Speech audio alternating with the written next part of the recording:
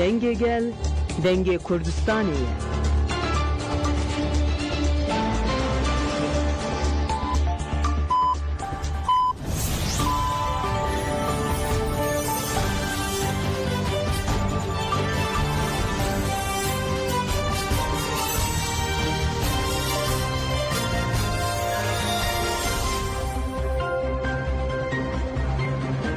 جنابندان وچیان رادیو دنگه گلدن باش کدارین هجا ایرو هفته طباخ 2025 پنجشنبه بروکسل ساعت 13 لامده 14 امنو چه نیوروش پیشکش بکن دم آزادی ریبر اپویه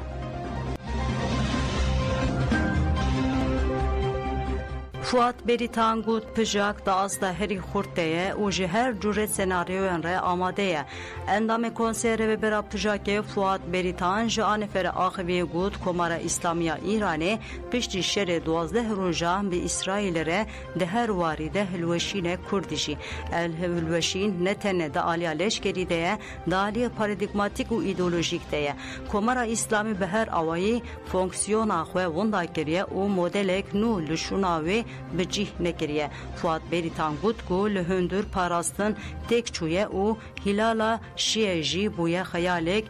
او وها دوام دیکه برنامه نوکلری جی دربه گران خوار دالی آبوری دجی کریزک مزن هیه او هگمونیا خویا هرمی جی وندا کریه فواد بریتان بالک شانسر هلوستا تفگر آخوه او ها گود ام وکی پجاکه و کریزا رژیم جبو گل ایرانه وکی درفته که دبینن حتی که رژیم رادستی اراده آگل نبه آزادی و دموکراسی قبول نکه نکاره خواه جوان کریزان رزگار بکه دوی زخت و زورا بده سالان دوماندیا ترک بکه ایدی پولیتیخین خمانی بونه سمبولا تکچونا رژیمه گل به تمامی باوری خوش رژیمه وندا کریه میناکا ویجی شورشا جنجیان آزادیه رزگاری رژیمه لسر بنگه آزادی دموکراسی و وکویه دراسته بونا اراده آگلده اگر او نبه و کریز کرتر ببه او رژیم هلوشه به تیبتی گل کرد جواکا ایرانه تبی همون ظلم و زورداریشی داخواز آخوی آزادی دومینه جواکا کرد پیشکتین سیاسی جنیز و دشوپینه و جهر سناریوی را آماده پجاک جی جالی سیاسی رخستنی و پاراستنی و دقوناغ آخوی هری خورده ام ده هفسنگی نابرا کردستان و ایران ده بونه هیزه که دیار کرد وکی پجاک ام لسر بنگه آزادی دموکراسی و وکویه جی دیالوگ را وکرینه پجاک وکی ریاسی امین لدیجی پروژه توتالیتر و دورخستنه جی چاره سرین آلترناتیف راستین و پراتیکره آماده لید و دیالوگ نلسر مکانیزمین خاپینوک و اولهیا رژیمه بن پجاک جبو مسوگر کرنا مافنگل کرد و بداوی بونا ظلم دیروگی تکوشینه دیگه ام جبو ایرانه که مدرن دموکراتیک و وکف تکوشن ام وکویا زایندی سیاسی زمانی نتوی اتنیکی و چاندی د پاریزن لی ام دبینن کو رژیم هیناجی متینگریا لسر خوزا و گل د دومینه وکی پجاک املدیجی ویران کرنا جنگه تکوشینا خو بدومینن اگر رژیم برسوا داخواز انگل نده دمن دجوارتر لپیشیا وینه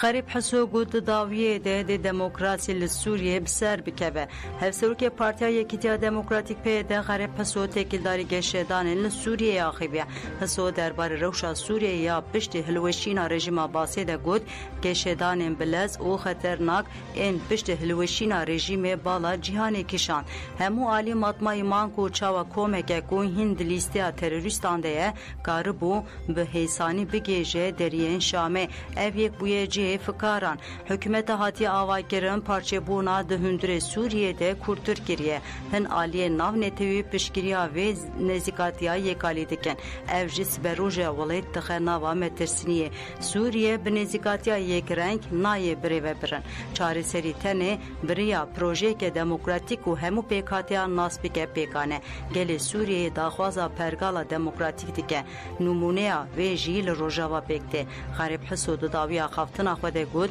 ده داویه ده دموکراسی لسوریه بسر بکوه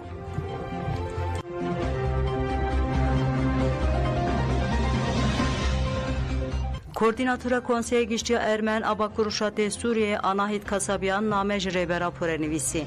Jiramiyan Reber Abdullah Öcalan re jibu denge ramana azad u adalet radikal Slav jineteweke ku ramane ne weke çekeke siyasi wek meşele muruvani denirxenire ve bime dahinkirin ku heza rastin ne biçekan bi bahreya guherina tegihane paradigmaya veya demokratik ekolojik ve azadiya jine jibu hemu gelan firsendek mesine ve diyarkir ku dema adalet weke azadiya mru ve refemkirin ve diguhere çalakiyeke şoreşker me ve wateya kür felsefe axwe xwend û me tiştên digotinan de nedîtibû ev proje ku civakê ji dewleta navendî rizgar dike siyasetê li ser bengeha pirbûn rûmet û hevnasînê ji nû ve penase dike em xelkê ermen pir baş dizanin ku beadaletî û bêdengî çi ye em pir baş dizanin tunekirina dîrokê çi ye lê em di heman demê de dizanin em ê çawa li paşeroja vegerin xwe ji nû ve ava bikin ancak paradigmaya modernîteya demokratik ya ve dikare ji bo gelan aştiyê bîne li rûşlata navîn banga wê ya dawiya aştiyê ne paşvekşandine beyana rastiya ku têkoşîna nayê wateya nefretê ye bangeke ahlaqî ku ji mirinê ber bi jiyana azad ve diçe ye hûn bi tenê nînin dê xeyalên we neyên dilgirtin silav û hezkirin koordînatora konseya giştiya ermen abakur rûşlatê Sûriye Anahit Kasabiyan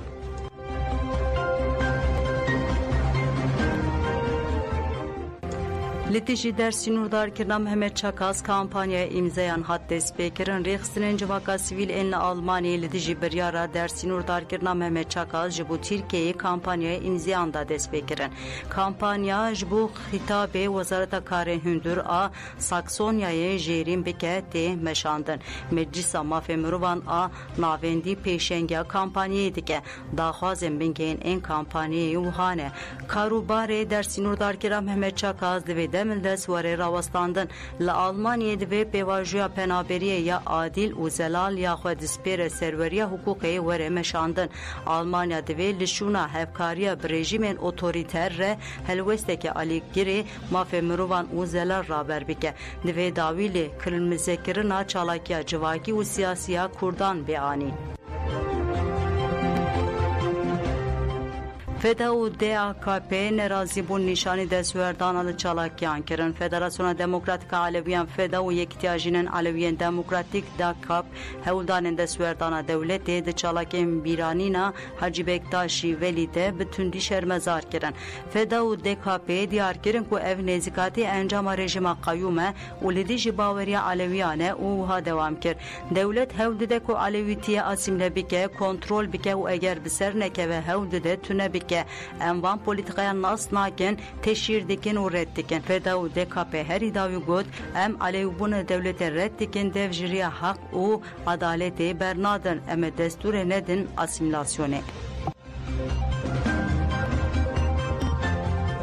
Tuhayê dergot divê girtî wekî kirdeya pêvajoyê bên dîtin. Tevî pêvajoya Aştî û Civaka Demokratîk ji bin pêkirinên li girtikan bên haber dewam dike. Rêberê Tuhayê derê Çukurovayê Lokman Şaman balkişan ser lijdeyên îdarê ku berdana girtiyan talûx dike û cezayên dîsîplînê dide. Şaman got mafê tenduristiyê li dijî girtiyan wekî çekeke tê bikaranîn. Ger biçin jî daxwazên wan piştî mehek du meh an sê mehan tên bi cîhanîn. Di heman demê de di veguhestina girtiyan ji bo nexweşxaneyan de jî pirsgirêkên cîdî çêdibe. Wekî din rêveberî di esasê xwe de ceza li ser ceza fers dike. Lokman Şaman destşan kir ku peyamên ku piştî banga Rêber Abdullah Öcalan ji bo aştî û diyalogê jî û got girtiyên siyasî heta niha yek ji wan komên ku herî zêde beşdarî banga aştî û civaka demokratîk bûne. Şaman dawiya axaftina xwe de jî got divê nasnameya Kurd werê naskirin, mafên çandî werê mîsogerkirin û çavdêriya bêalî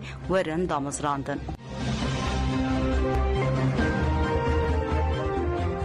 Hestiyên kurêvî di qutiyê de hatibûn radestkirin, گوت کس وکی من آشتیه نخوازه کوری علی رضا اصلان دما قدخه سال 2016 ده یا درکتنا در و ده لناوچه آم سوری شهید بو پشت 7 سالان هستین کوری وی د قوتیه که ده را دستی وی گرن پشتی کو آژانس مزبوطامیه ما دیمنن علی رضا اصلان وشان گلک در دوران برتک نشاندان علی رضا اصلان جه herkesi خوست کو beştari serkeftina pevajoya çari serkina perskrika kurt bibin arslan u hadi beje komisyona meclise jiviya dive gele kurtu Türk edi ve eşe nekşinin em aştiye duxazın le beşeke heyeku aligire şere ev beşe şerxaz hem jime u hem ji devlet duxa em dibejin edi bese u dive aşti çebibe kurji veke herkesi azat bijin aslan koma gerila ku çeken xoşe u tandım bir xist u hagut ev zarukên me ne daxwaza min ev e ku herkes nexweş û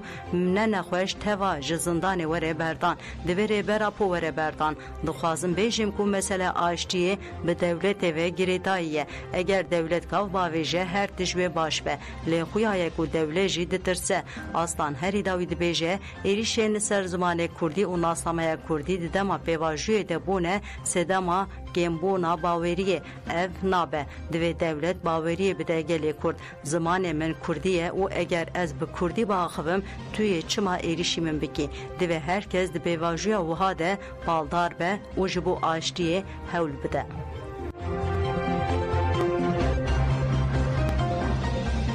Lehemberi girtina saziya zaman bertek hat nişandan komaliya çandu zaman ya avesta diye ki tabağı da hat girtin cinan bertek nişani girtina komaliyeden nazime arvast beje da atmosfera aştiye de saziya zaman ya avesta ya İzmir'e hat girtin em kurt ve revşe şermezardikin kesi ev zaman ne dayame ev zaman emeye daykeye o veke gel xwediye mafên xwe ne divê dewlet ji vê zihniyeta qirêj rizgar bibe eger aştî pêk neyê wê şer hingirantir bibe revebere komele lêkolîn û piştewaniyê zimanê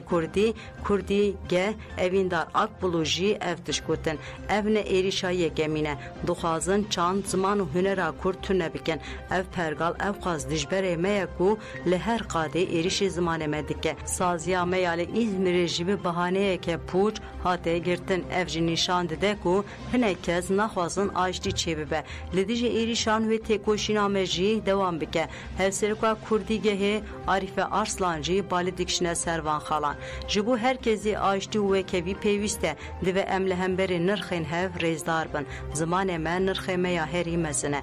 hîmê hemû nirxên me ye tu aştî û çareserî bê ziman nabe heta kurdî nebe xwedî statû perwerdehiya kurdî pêk neyê em de ji vê têkoşînê bernadin. Ji Dem Partiye daxuyaniya Silûpiyayê şaredariya gele Dem Partî bir qisku di hilbijartinên herêmiyên di Sûyekê adara 2024 de şaredariya Silûpiyayê bi namzêtên ku bi hilbijartina pêş hatin diyarkirin û li ser pergala hevserokatiyê qezanç kiriye dest şankir ku ev têgihîştina rêveberiya kolektif esas dikirin lê hevserok Jiyan Ormanlı ji ber ku ne li gûrî vê têgihîştinê tevgeriyaye bi daxwaza derxistina teqez sevkî desteya disiplinê ya navendî hate kirin. Desteya disiplinê di şeşê tabaxa 2025 de biryar da ku Jiyan Ormanlı ji partiyê werî derxistin. Partî di daxuyaniya xwe de diyar kir ku Jiyan Ormanlı ji roja awil a peywîra xwe ve wekî yekane kesê rayedar tev digere û sepanên li dijî rê û rêzikan dike û hewldanên diyalogê yên partiyê bi wê re kirine redkiriye. Destê rêveberiyên herêmiya Demokratik a Dem Partiyê diyar kir ku parasına îradeya gel a li Silûpiyayê hedefa wan a serekeye di daxuyaniyê de û hat gotin bi têgihîştina destkeftiya rêxistinî hewldanên me yên guhertin û veguhertina wan helwestên li ser hêrsa takekesî bê encam e. Partiyê dest şankir ku ew ê ji niha û şûnde jî destûrê nedin tu sepanên li dijî rêgêzan û biryardariya xwe ya ji bo parastin û mezinkirina destkeftiyên gel dubare kirin.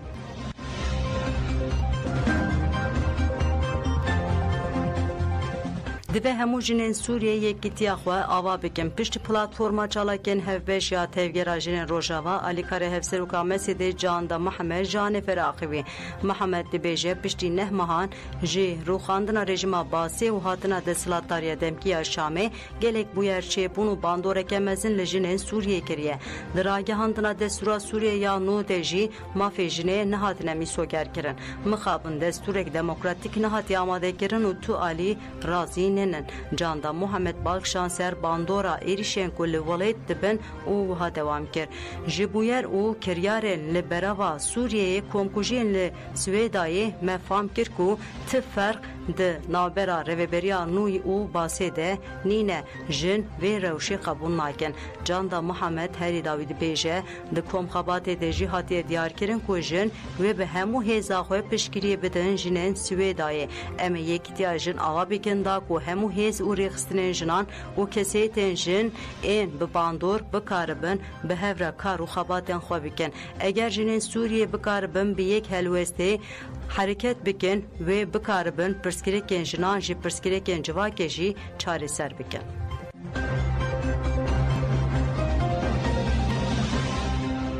Ruspiye aşîra el bo umêra got li hemberî fîtneyan hevgirtî bin. Li gel hewlên derxistina fîtneyan di nava gelê Sûriyê de banga Ruspiyan û keseytên civakiyên parastina yekrêzî û hevgirtina tevayî pêkhateyan bilind dibe. Ji Ruspiyên aşîrê Swêdî El Abdullah wiha dibêje. Yekîtiya netewê û jiyana hevbeş di nava pêkhate û mezheban de girîng e. Ji ber ku cudahiya di navbera pêkhate û mezheban de sedema sereke ya derxistina fitneyên ewlehî û îstikrara welata. Cudahî parçebûn û xirabiyê tîne lê jiyana hevbeş dihêle civak li hemberî zehmetiyan bihêztir û xurttir be. Rûbirûbûna vê cudahiyê divê ji hêla tevahî civakê ve bêrakirin. Da ku siber rojek tê de aiştî û hezkirinê bi ava kirin. Abdullah axaftina xwe wiha bi dawî dike. Tu cudahî di navbera Arab, Kurdî yan jî Suryanî de û ne jî di navbera pêkhatê yan jî mezheban de tuneyê yekîtî rêbaza pêkanîna ewlehî û îstikrarê ye.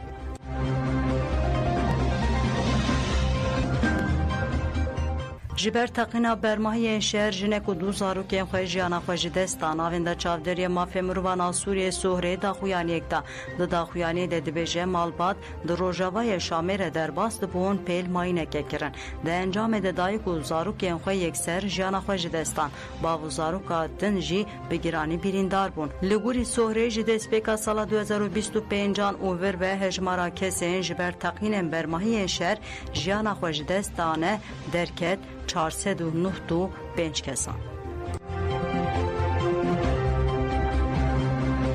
Belê godarên jemenûçê nîv roj pêşkêş kirin ji bo godarkirina we spas ana xatirê we dem baş.